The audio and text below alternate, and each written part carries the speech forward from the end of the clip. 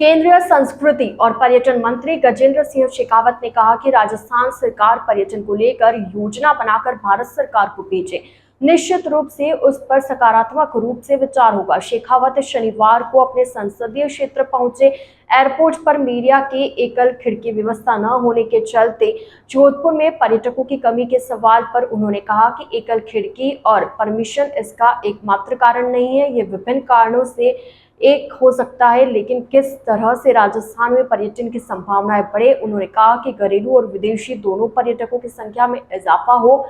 Experiential tourism की संभावना बढ़े। दिल्ली में आयोजित होने जा रहे वर्ल्ड हेरिटेज कमेटी की बैठक के संबंध में उन्होंने कहा कि भारत के लिए सौभाग्य का विषय है। मैं स्वयं को भी सौभाग्यशाली मानता हूं कि मेरे मंत्री बनने के बाद भारत को इस कमेटी की अध्यक्षता का अवसर मिला। देखिए, मुझे लगता है कि एकल खिड़की और परमिशन उसका एकमात्र कारण नहीं है। वो एक कारणों में से विभिन्न कारणों में से एक हो सकता है,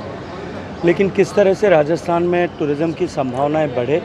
डोमेस्टिक और फॉरेन टूरिस्ट जो है इनबाउंड टूरिस्ट दोनों के आने वाली संख्या में इजाफा हो और एक्सपीरियंशियल टूरिज़्म की संभावनाओं को बढ़े, विभिन्न टूरिज़्म की संभावनाओं पर हम किस तरह से इजाफा कर सकते हैं, राज्य की सरकार के साथ बातचीत करके उसे अब आगे बढ़ाने के लिए, सिरे चढ़ाने के लिए काम करेंगे। क्योंकि टूरिज़्म हमारे संविधान की धारणा के अनुरूप राज्य का विषय है, तो राज्य सरकार को प्राथमिक रूप से इस पर जो है अपनी तरफ से योजना बना करके भारत सरकार को भेजना होगा और निश्चित ही उस पर विचार सकारात्मक रूप से विचार। सेंट्रल बजट को लेकर सेंट्रल बजट कल सबसे बड़ा आयोजन हो रहा जा रहा है वर्ल्ड हेरिटेज का, आप उसकी अध्यक्षता कर रहे हैं, भारत इसका अध्यक्षता कर रहे हैं। देखिए, भारत के लिए सौभाग्य का विषय है कि ग्लोबल वर्ल्ड हेरिटेज कमेटी जो यूनेस्को के कन्वेंशन के बाद जिसके 195 देश सिग्नेटरी हैं और हर देश को वर्ल्ड हेरिटेज कमेटी में जो स्टीयरिंग कमेटी है कन्वेंशन की, 21 देशों को हर 4 साल के लिए 10 साल में से 4 साल के लिए उसमें सदस्य होने का अवसर मिलता है। भारत को इससे पहले भी 4 बार सदस्यता का अवसर मिला, लेकिन ये सौभाग्य मैं मानता हूँ मेरा कि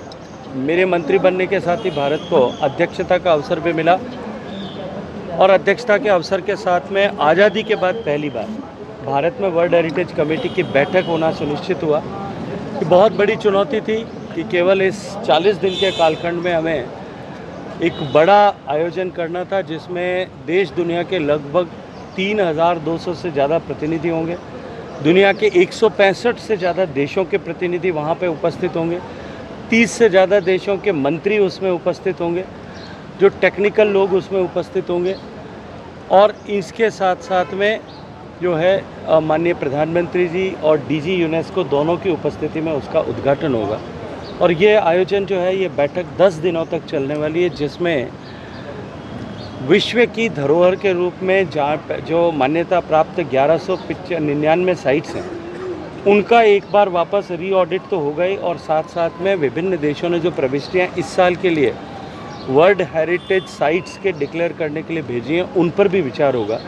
भारत के लिए निश्चित रूप से एक तरफ तो ये महत्वपूर्ण इसलिए है कि भारत की प्रविष्टि पर भी इस पर विचार होगा, भारत में एक और नई वर्ल्ड हेरिटेज साइट बनेगी, लेकिन उसके साथ साथ में भारत जिस तरह से अपने विरासत के संरक्षण में, जो माननीय प्रधानमंत्री जी हमेशा कहते हैं कि विकास भी और विरासत भी, विरासत के संरक्षण में जिस तरह से भारत ने एक्सपर्टीज़ और प्रोग्रेस हासिल की है उसको हम पूरी दुनिया को दिखा पाएंगे। भारत में जो वर्ल्ड हेरिटेज साइट्स हैं, भारत में जो ASI की साइट्स हैं 4000 से ज़्यादा, उनका संरक्षण हम किस तरह से कर रहे हैं पूरे विश्व में अनेक देशों में, स्पेशली ग्लोबल साउथ कंट्रीज़ में हम जिस तरह से अपने तकनीकी कौशल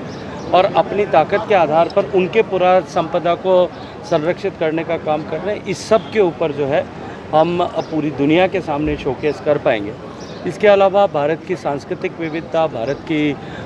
खान पान की विविधता, भारत के पहनावे की विविधता, भारत की ऐतिहासिक विविधता, इन सब का दर्शन भी हम आने वाले पूरी दुनिया के अतिथियों को करा पाएँ, इसके लिए हमने वहाँ माकूल व्यवस्थाएं की है।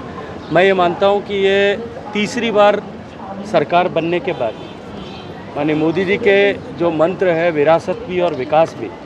उस दिशा में एक बहुत बड़ा आयोजन जो है दिल्ली में होने वाला है।